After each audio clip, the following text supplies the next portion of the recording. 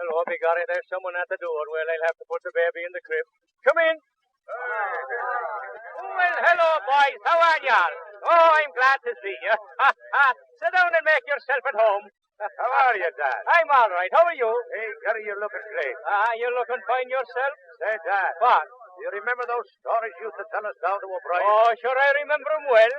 Say, Dad, tell us a couple now. Oh, sure, I'm too old for that sort of thing now. Go on, Dan. Tell us Well, no, if you're going to be persistent, I suppose I'll have to tell you a few. I'll tell you a few stories about McCann.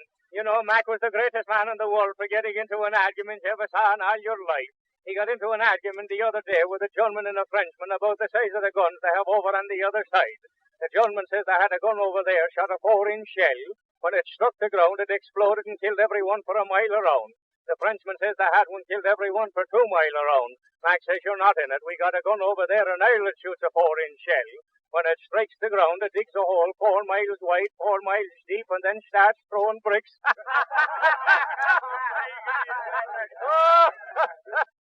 Well, you know, Mac had a job over here in an ammunition factory, and one day after his work was over, he went into a saloon and he called for a drink.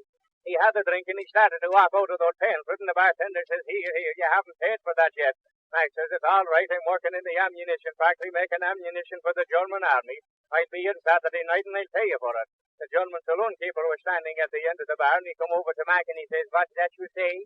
You make ammunition for the German army? Mac says, that's what I do. So the German got curious and says, well, if you make ammunition for the German army, how you get it over there? Mac says, well, we ship it over to England and they shoot it over at them.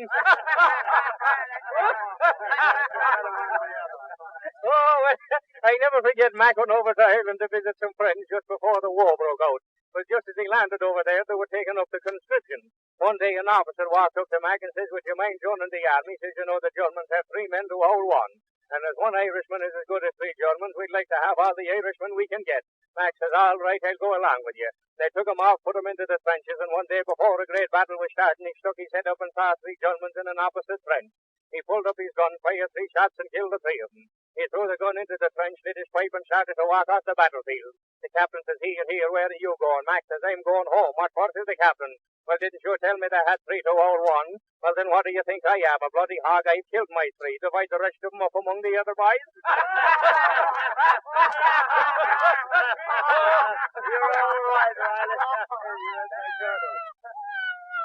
God, bad cesty on now with your knives. You've gone and woke the baby up again?